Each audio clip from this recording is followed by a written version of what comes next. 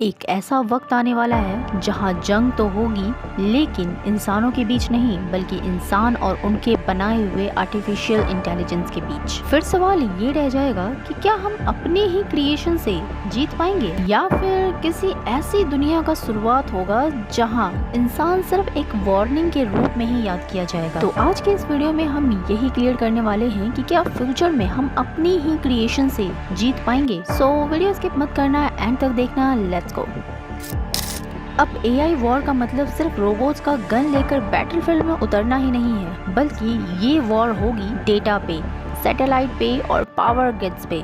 और सबसे बड़ा वेपन होगा इंटेलिजेंस, क्योंकि AI का एडवांटेज है कि AI बिना थके, बिना डरे, बिना इमोशन के फाइट कर सकता है। और मशीन्स लर्निंग AI को हर मोमेंट बेटर बनाता है। दुनिया के सबसे बड़ा advance system already super human level तक डिसीजन ले सकता है, जैसे डीप माइंड का अल्फा जीरो, जो बिना किसी इंसानी मदद के चेस ग्रैंड मास्टर तक को हरा सकता है। अब ह्यूमंस की बात कर लेते हैं। इंसान जो होते हैं वो थक जाते हैं, उन्हें रेस्ट चाहिए और वो इमोशनल भी टूट सकते हैं। मतलब हर जगह स्ट्रिक्ट होकर के वो डिसीजन नहीं ले सकते हैं। और दूसरा कि उनकी डिसीजन मेकिंग जो है वो स्लो होती है। और तो और इमोशंस, ईगो और पॉलिटिक्स हमारे जजमेंट को अच्छा खासा इफेक्ट करते हैं। तो हमारे मन में सवाल ये आता है कि क्या रियल में ये हो सकता है? तो यस, ये सिर्फ साइंस फिक्शन नहीं है। आज की दुनिया में AI ऑलरेडी वॉर से लेकर के और हमारे बेसिक लाइफ में भी यूज हो रहे हैं और हमें इसका अंदाजा भी नहीं चल रहा। इसके आप रियल एग्जाम्पल भी देख सकते हो, जैसे इजराइल का हैप्पी ड्रोन जो कि खुद डिसाइड करता है कि किस टारगेट को डिस्ट्रॉय करना है। And Russia and China AI based cyber warfare और सर्विलेंस में काफी आगे है। इतना ही नहीं, US मिलिट्री ने प्रोजेक्ट मार्विन, जो ड्रोन फुटेज को AI से एनालाइज करता है ताकि एनिमी को आइडेंटिफाई कर सके। Now just think about it कि अगर कल AI को फुल कंट्रोल मिल गया वेपन्स का और वो ये समझने लगे कि ह्यूमंस ही सबसे बड़ा थ्रेट है, तो क्या होगा?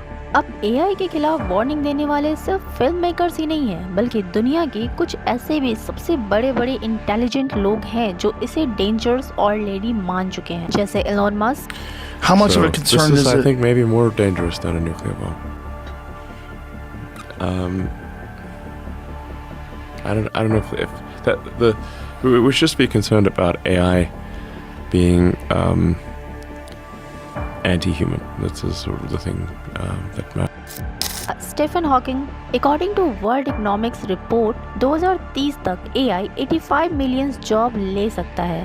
देखो, हम जीतेंगे या नहीं ये तो कंफर्म नहीं है, बट एक होप है। लेकिन उसमें भी कुछ बाउंड्रीज है, जैसे कि फर्स्ट, ग्लोबल लेवल पे रूल बनाया जाए जिससे कि AI वेपन का मिसयूज ना कर सके। सेकंड, कि AI को बस एक टूल की तरह ही यूज किया जाए, एक दुश्मन की तरह नहीं। तो ये इंसानों के लिए एक एडवांटेज बन सकता है।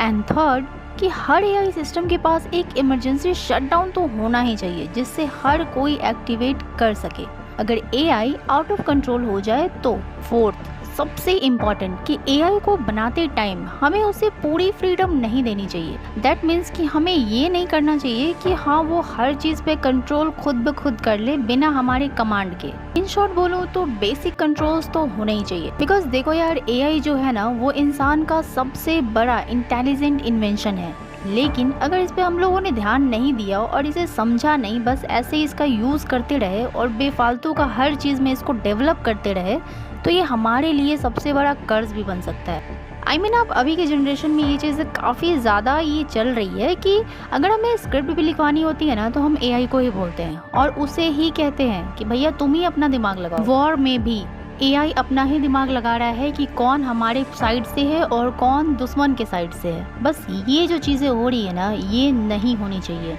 बिकॉज आपने वो कहावत तो सुना ही होगा कि बूंद बूंद से ही घड़ा भरता है। तो बस ऐसे ही सीखते सीखते उनके पास भी डाटा स्टोर होता है और एक वक्त आएगा जब वो एक्चुअल में इन सबको खुद से ही करने लगेंगे। वहाँ उन्हें कोई इंसान की ज़रूरत नहीं पड़ेगी। और साइलेंटली ये वॉर ना स्टार्ट हो चुका है, जो कि एल्गोरिदम के थ्रू है, डेटा के थ्रू है और हमारी बेसिक कंट्रोल के थ्रू है। और सबसे बड़ा सवाल ये नहीं है कि AI कितना पावरफुल है, सबसे बड़ा सवाल ये है कि क्या हम उससे ज़्यादा रिस्पॉन्सिबल बन सकते हैं।